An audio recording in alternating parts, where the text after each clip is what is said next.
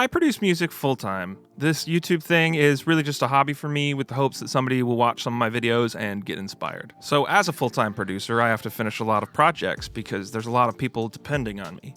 In fact, last year alone, I finished 127 songs. That's like a song every 3 days. That's a lot of songs. One question I've been asked a lot is, how do you finish so many songs? I know a lot of people get stuck on a song for like months or even years, or on the other end of the spectrum, they have like a hard drive full of unfinished projects that are like 4-bar loops. You should finish your songs, and I'm going to share a couple of tricks that I use to get as many songs done as possible, completely finished. Tip number 1, it doesn't have to be perfect. I know, it's crazy. There's tons of songs out there that are amazing that have glaring imperfections. Take Green Onions by Booker T and the MGs. I know it's not EDM, but the point still stands. The guitar riff comes in like way too loud, and you can hear the audio engineer pull it back, and then it's too quiet, and then they bring it up and they finally find like the right level.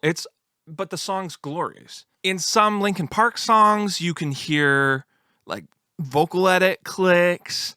The Where Is My Mind by the Pixies is like one of the most epic songs ever, but it's like the playing's like a little bit sloppy. Didn't affect sales. Now, I'm not saying be sloppy or throw away proper technique. That stuff's important, and you should really strive to have the best quality you can. However, if it took you 27 listens to realize that the second half of a word in the second verse of your song is a little bit too quiet, it probably doesn't matter. It's not going to be the difference between 10 plays and 10 million plays. I can tell you that. Like little tiny details like that. Collectively, a lot of little details can make a big difference, but nitpicking isn't going to get you anywhere. Just make a decision, move on.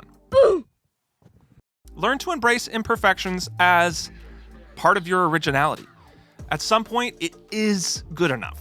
Tip number 2, set time limits. Il Gates has this timer beat theory where he says, okay, set a timer, and that's as long as you get to work on a beat. I think that's like one of the best things you could possibly do to help you start finishing songs. Take a timer and set a certain time limit. Now, the time limit is kind of irrelevant. Just figure out kind of how long you want to give yourself.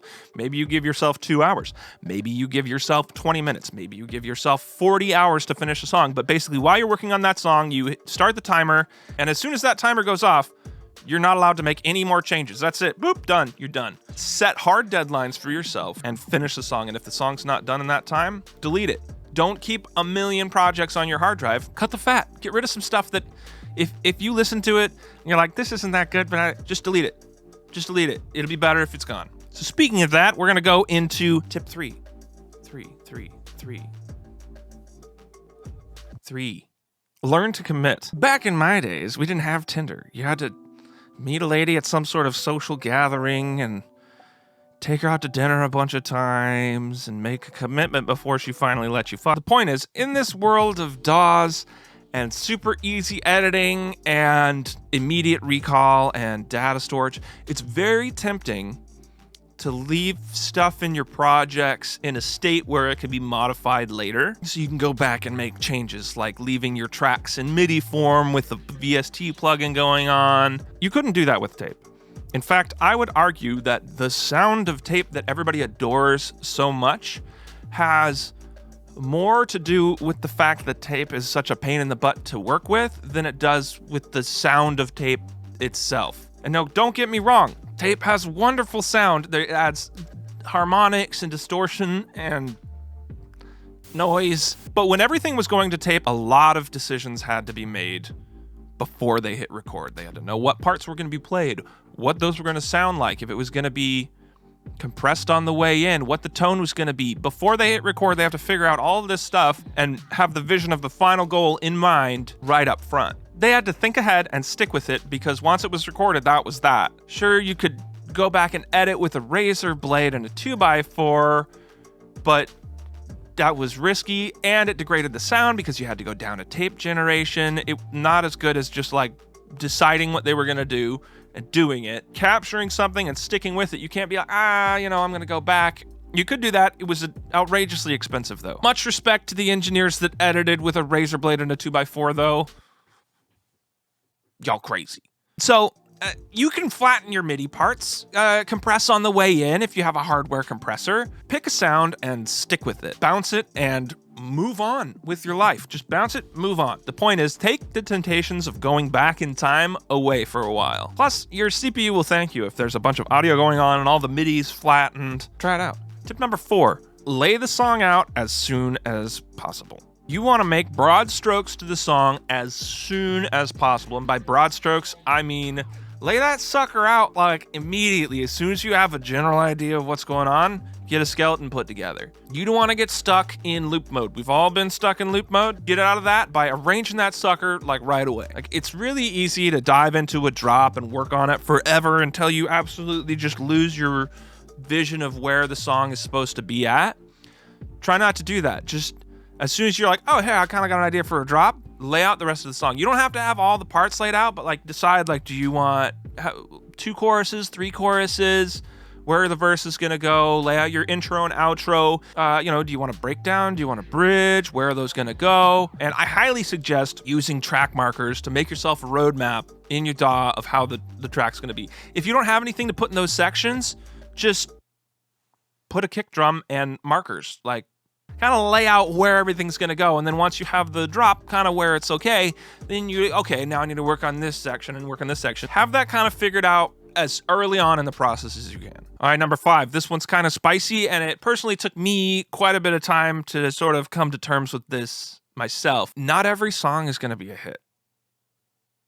So just keep releasing. Like I said, this really took me some time to learn, and it really takes some self-reflection to kind of be honest with yourself and be like, hey, you know what? Not every single song that I work on is going to be great or is going to be like a hit. I might really like it. And personally, some of the songs that I've been really emotionally attached to and thought were like going to be super epic ended up like not getting any streams at all. And some stuff that I was like, whatever, let's do this. It should be okay. Ended up being way bigger than songs that I thought were better. You don't really know if it's going to be good or not. So just keep trying stuff out and don't get discouraged. Even the best producers in the world have flops. So it ends up kind of being a numbers game, all right? Every song you release is a lottery ticket. Gambling, drugs, women, lotto. Well, that's basically gambling. You might hit the jackpot. You might not. My sweet, sweet grandma, God rest her soul, used to collectively buy a lotto ticket with her friends. This is the sweetest, like, cute old lady vibe energy, where they would all like pool their money to buy one lottery ticket with the same number every week for like 50 years. And eventually they just kind of stopped. Time went on. They kind of, whatever. We've been buying this lottery ticket I kid you not, like 2 months after they stopped buying the lotto ticket, their number hit. The whole thing. They would have won like millions of dollars. Can you imagine? For real, don't buy lotto tickets. Don't do that. I'm not advising you to do that. Lotto? But keep releasing music. Just keep at it and you will succeed. I mean, people get self-conscious. Really, the worst thing that could happen is that nobody listens to it. That's the worst thing, right? I mean, you could become a meme, but that's kind of worked out for like a lot of people. So there's nothing to be freaked out by. Just give it a shot. Keep putting them out there and be consistent. Every time you release a song, just like try and make the next one a little bit better, but don't get hung up in trying to make it perfect every single time, because it's not going to be. There's no such thing as perfection. Just keep putting them out there. Release and see how people like it. And if people like it, then you can lean into that more. And if people don't like it, like, oh well. So yeah, let me know if you found this helpful. Hopefully, if you've watched this entire video, you're inspired by now.